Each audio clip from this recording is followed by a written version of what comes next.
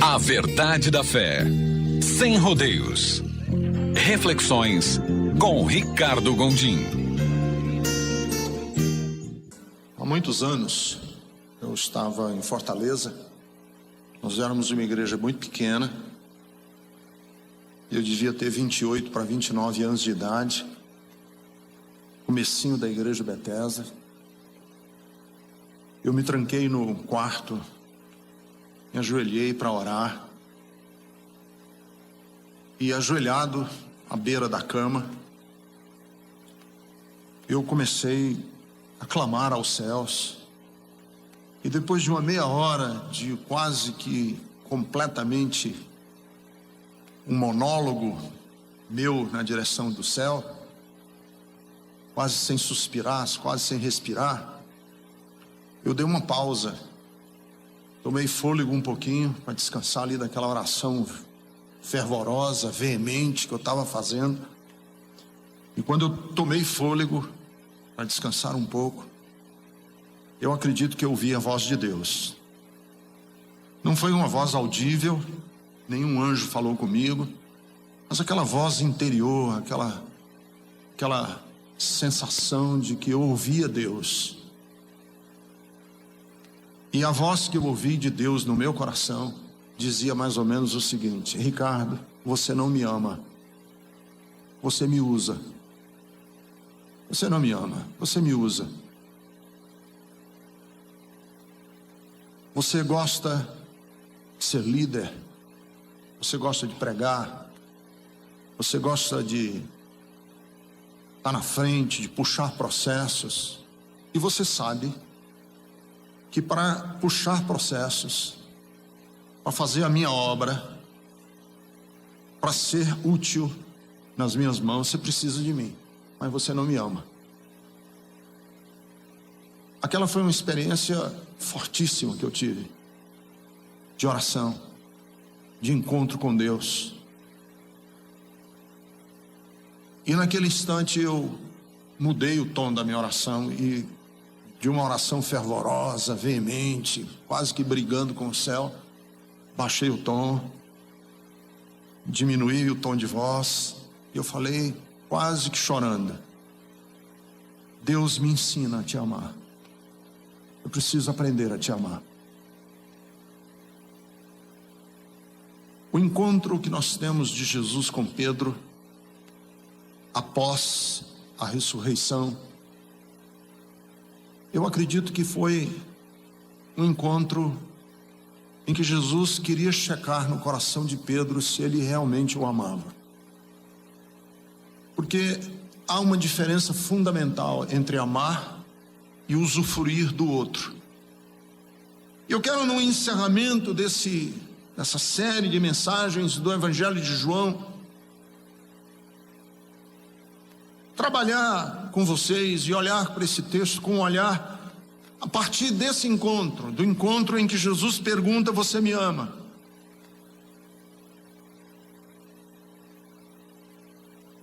Assim, a primeira coisa que me chama muito a atenção é o primeiro diálogo direto que Jesus tem com Pedro, depois da ressurreição. É um encontro de amor que Pedro e Jesus tem, e que vai ser o fundamento da igreja. Que se isso não estabelecesse entre eles, não ficasse estabelecido entre eles, que tipo de cristianismo iria se desenvolver dali para frente?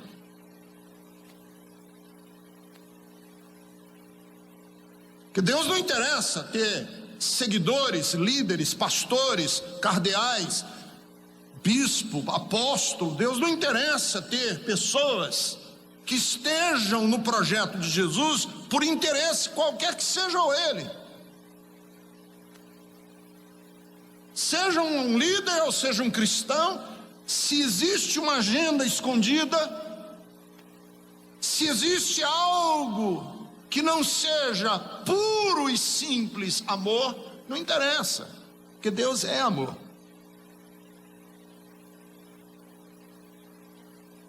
E a primeira coisa que me chama muita atenção desse encontro de Jesus com Pedro é que quando existe uma relação de amor verdadeira, não há necessidade de se passar nada a limpo. Um encontro é suficiente para quem tem estima. Não precisa passar limpo. Lembrem-se que Pedro negou Jesus 3 vezes. Jesus não dá carão em Pedro. Eu acho isso de uma coisa, de uma grandeza, de uma lindeza, que eu acho, de uma maneira concreta, o que aconteceu entre Jesus e Pedro, o que aconteceu entre o pai e o filho pródigo, da parábola do filho pródigo, lembram? Capítulo 15 de Lucas. Qual era a última frase? Faz de mim um dos teus empregados. Antes dele dizer essa frase, o pai interrompeu o filho e disse: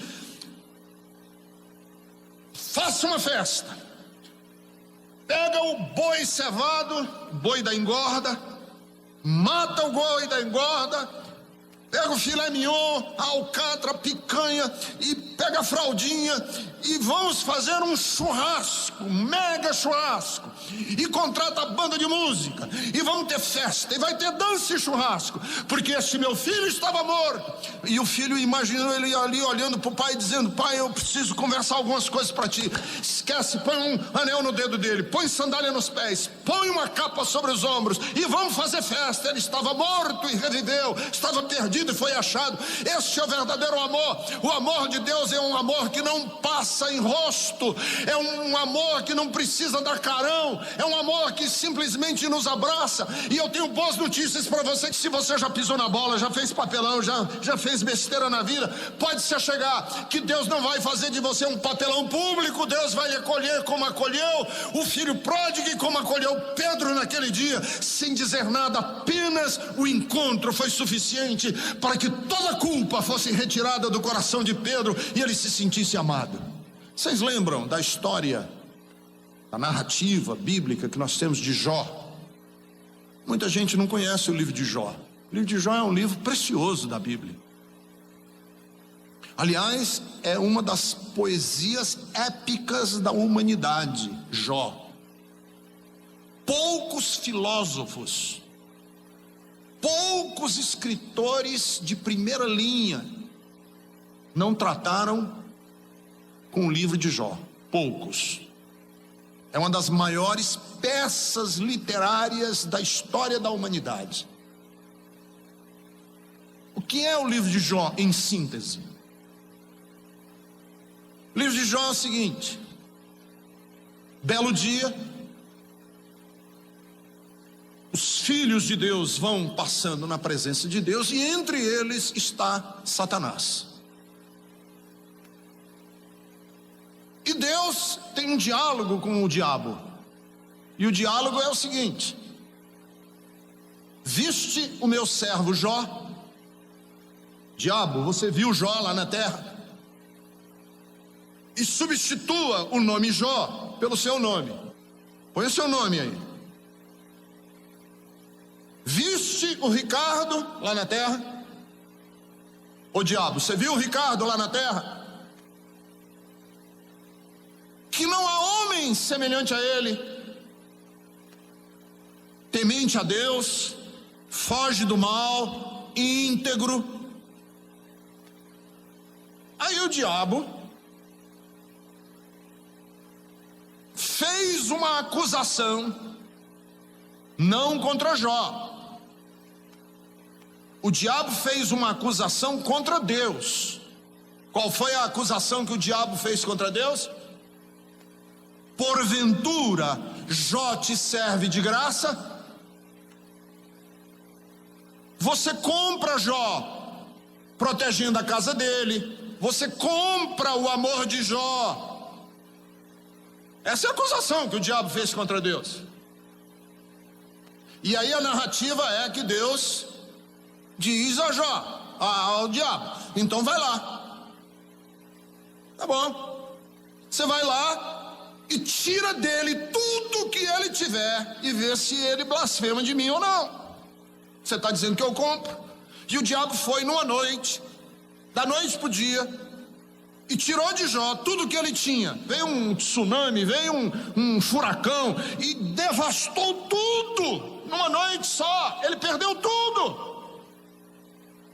Qual é a pergunta que precisa ser respondida? Quais são as razões pelas quais os teus filhos te amam, ó Deus? Jó, Deus deu, Deus tirou, louvado seja o nome de Deus. O diabo comparece lá e Deus diz na presença do diabo: você viu? Ele não blasfemou de mim. O diabo diz: porque o que o homem mais estima é a sua própria saúde. Não é bens materiais, é a sua saúde. E o diabo vai e chaga Jó da cabeça aos pés. Ele se torna uma ferida ambulante, purulenta. A mulher de Jó o vê nesse estado deplorável e diz: homem, amaldiçoa teu Deus e morre. Qual é a pergunta que está no ar? Qual é a nossa motivação na nossa relação com Deus? Por isso que a oração de Santo Inácio de Loyola é verdadeira: Senhor, ensina-me a te amar até o dia em que eu possa te amar por nada, e isso me será tudo. Porque você só ama de verdade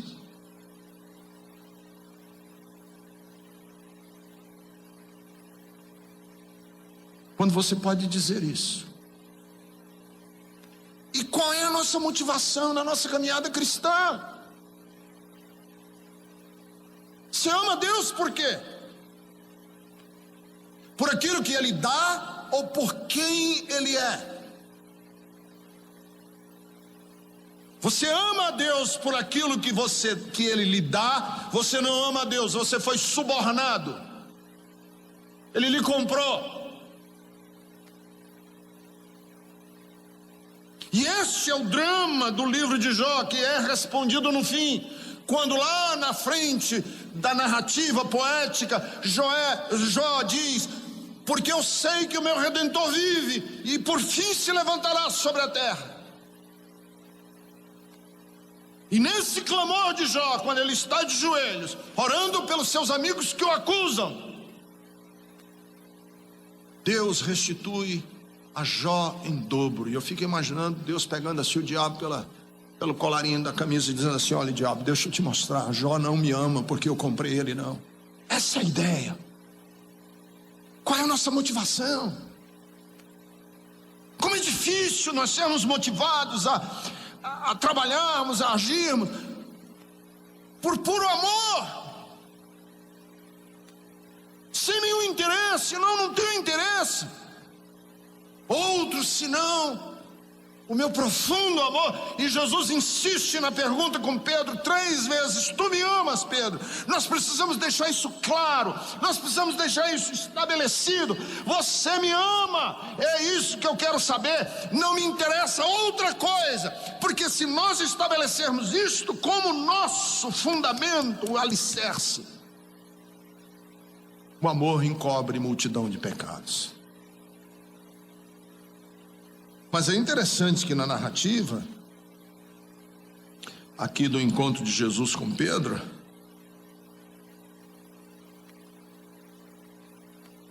é que quando Pedro diz eu te amo, Jesus não diz para ele: então faça uma poesia sobre o nosso amor, convoca um louvorzão para você dizer diante de todo mundo que você me ama. Se você me ama, transforme esse amor em ações concretas na direção do outro. Mostre esse amor com ações concretas. Isso é cristianismo.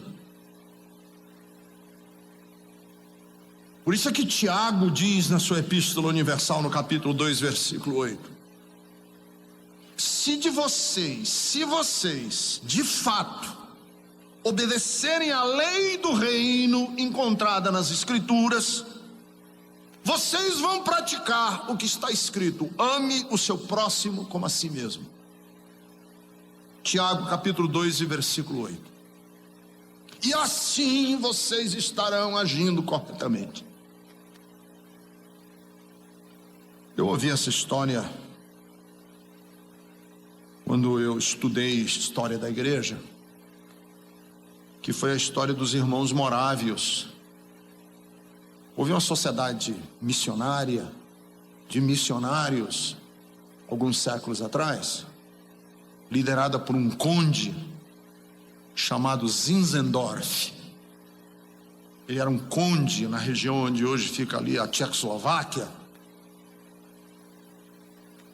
E eles tinham um lema que eles repetiam. Quando eles se reuniam, eles repetiam esse lema. E deixa eu contar a história como foi que começou o lema da sociedade, o grito de guerra deles.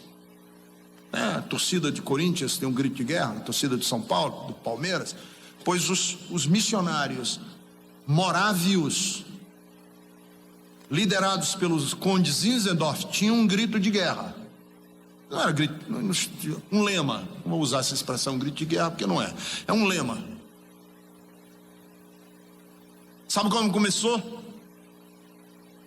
2 irmãos carnais, mesmo pai e mesma mãe, estavam estudando história da África e viram uma ilha na costa oriental da África, pequena ilha, que tinha um senhor feudal, tinha um dono da ilha que não permitia a entrada de cristãos, e eles disseram: nós vamos lá levar Cristo, mas não pode entrar cristão. Sabe o que foi que eles fizeram? Se venderam os 2 como escravos. Com dinheiro eles compraram a passagem de navio, e no porto, quando o navio está saindo, para eles irem embora para essa ilha, serem missionários, na hora que o navio está saindo do porto, família chorando, os irmãos, toda a família, a igreja, chorando porque eles estão indo embora, não vão mais vê-los, de navio. Um deles levantou os 2 braços para o céu e gritou com toda a voz, para que o cais do porto ouvisse. Ele disse: digno é o cordeiro pelo seu sacrifício.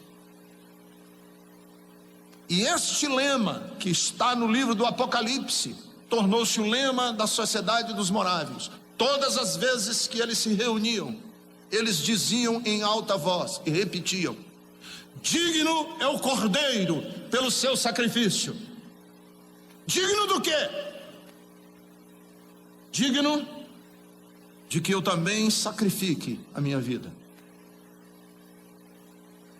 E quando Jesus disse: Pedro, você me ama? Amo, Senhor. Pois então, cuide das minhas ovelhas. O que você tem feito pelo próximo? Qual o tempo de energia? Não diga a Deus que você o ama se você não tem energia para amar o próximo. Não diga que você ama a Deus se você não tem dinheiro, nunca, para estender na direção do próximo. Você só gasta com você, seu tempo, seu dinheiro, seu talento. Não diga que você ama se toda a sua espiritualidade é venha, venha, venha, venha, venha, eternamente venha. Quero, dá, eternamente. Isso não é cristianismo.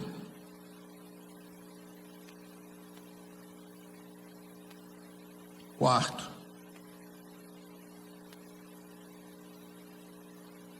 o testemunho mais vigoroso do cristianismo vai acontecer agora. É quando a fé cristã se estabelece sem nenhuma promessa de galardão. Senhor, tá bom, você quer que eu vá pastorear as tuas ovelhas, o que que eu ganho? Jesus disse: Pedro, deixa eu te dizer, você vai me servir a vida inteira,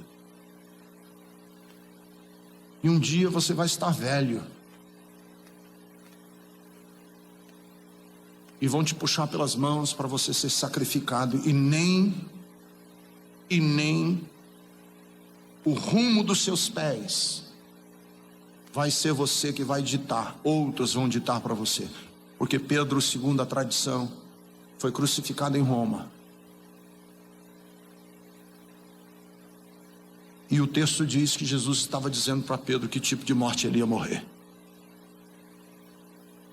Que vantagem Maria leva? Jesus, eu estou te servindo. Não, quem ama não pensa nisso. E quem ama não doura a pílula.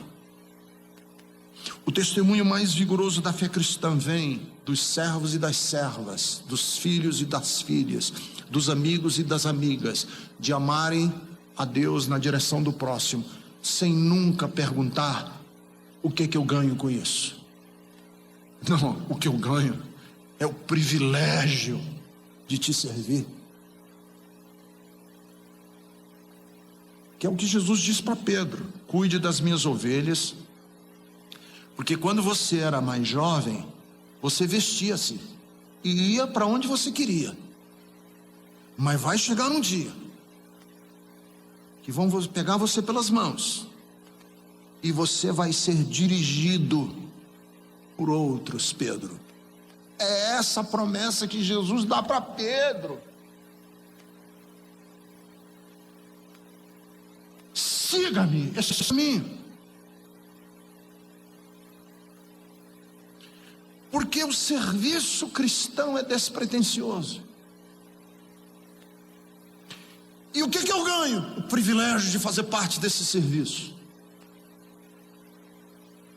O serviço cristão é o serviço despretensioso que faz com que a minha mão direita esconda da mão esquerda o que eu faço. O serviço cristão é um serviço despretensioso, porque não infla egos, mas traz o próximo, levanta o próximo, não infla egos, levanta o próximo. Serviço despretensioso é o serviço que não provoca rachaduras, mas costura desavenças, cuida, ama. Pedro, se você me ama, você vai ter que me seguir. E o caminho que você tem vai ser muito parecido com o meu. Porque o servo não é maior do que o Senhor. E o que é que eu ganho, Jesus, com isso? O privilégio de continuarmos sendo amigos e irmãos. E por último, a caminhada cristã é comunitária, mas é ao mesmo tempo solitária. Muito solitária. Porque quando Jesus disse para Pedro: Pedro, no fim da estrada vai ter uma cruz, Pedro, da tua vida. Eu acho legal Pedro, porque ele está sempre assim, surpreendendo a gente. Ele age igual um adolescente, né? Quando você dá um chocolate para o adolescente e não dá para o outro, diz: o que você deu para ele? O que ele ganhou e eu não ganhei? Fica comparando presente, né? Por que a boneca dela é maior do que a minha boneca? Por que essa camisa tem 5 botões e o meu só tem 4? Quando Jesus mostra que o futuro de Pedro ia ser um futuro duro e difícil, ele olha para João, o discípulo amado, e diz: e ele? E ele? Como é que vai ser a dele, a sorte dele? E Jesus diz para João, para Pedro, diz: olha, se eu quiser que ele viva, se transforme num Highlander, o que você tem a ver com isso? E se dissimulou entre a igreja, e aqui tem um acréscimo que foi feito não por João, mas depois que João morreu, alguém escreveu aqui, que se dissimulou entre a igreja que João ia viver para sempre. Aí a pessoa escreveu e disse: não era isso que Jesus queria dizer. O que Jesus queria dizer é: e se eu quiser que ele viva para sempre, o que você tem a ver com isso? Não está querendo dizer que ele ia viver para sempre. O que você tem a ver com isso? Em outras palavras, saia dessa coisa de ficar se comparando com o outro. Sua caminhada é sua. Mas eu também sou filho de Deus e ele ganhou, eu não ganhei. Jesus responde às orações dele, não responde às minhas. O que Deus tem contra mim? E Jesus está dizendo: é a sua caminhada. Um projete no outro. Que coragem existencial é isso? Fé é isso. É de eu não me projetar no outro e esperar que as ações de Deus sejam homogeneizadas, sejam chapadas para todo mundo. Cada um é cada um e cada um de nós tem que ir no nosso caminho. Cada um de nós tem que ter coragem de enfrentar a nossa estrada. Pedro, vai na tua estrada, deixa João. O que acontecer com ele não atrela a sua sorte, achar que porque aconteceu com ele você está menos merecido, porque ele recebeu, você não recebeu. Isso é coisa de adolescente. Você tem uma estrada, amigo, que é só sua. E coragem de acreditar que a minha relação com Deus, essa estrada, inclusive até aquele último momento, o mais solitário de todos os momentos, o mais solitário de todos os momentos, que é no dia em que você vai, no último suspiro, atravessar o que metaforicamente a Bíblia chama do vale da sombra da morte. Sozinho. Esse dia você vai só. Eu vou só. É o meu momento. É o seu momento. E ninguém pode naquele dia substituir. É a sua hora. E a nossa vida é assim. Caminhada. Esse é o discípulo que dá testemunho dessas coisas. E sabemos que o seu testemunho é verdadeiro. Eu quero fazer uma pergunta para você. André, Raimundo, Francisco, Carla, Beatriz, tu me amas? Quais são as bases da minha relação com Deus? Porque Deus é o meu Deus. Se eu perdesse tudo, pessoa mais querida, meus 10 filhos, eu ainda assim teria como dizer para Deus: eu te amo.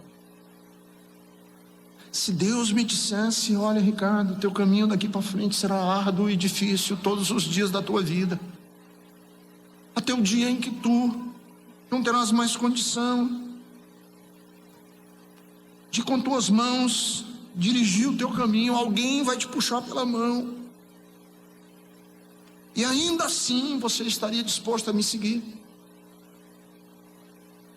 E se a tua sorte não tiver nada a ver com a sorte do outro,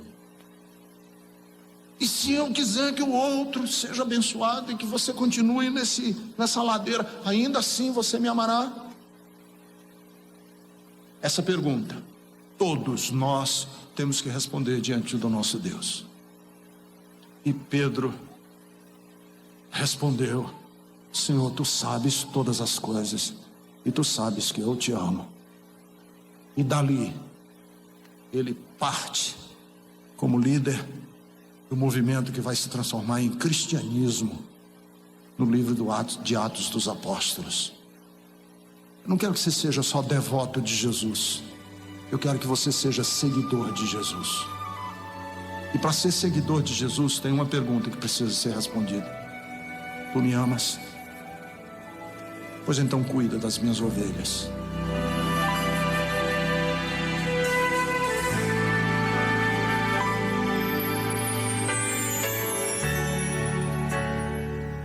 Senhor, graças te damos por mais essa mensagem que nós ouvimos, e eu quero de todo o coração apresentar cada ouvinte, colocar diante do Senhor, para que o Senhor possa, de alguma maneira, envolver essa pessoa com a sua graça, com a sua bondade, com a sua infinita misericórdia, cuidando do seu coração, cuidando da sua mente, trazendo assim, Senhor, vida e vida plena, cuidando, Senhor, das feridas, cuidando das feridas emocionais, do coração, da alma, da mente de cada um. Toma nas tuas mãos, Senhor, é que eu rogo a ti em nome de Jesus. Amém.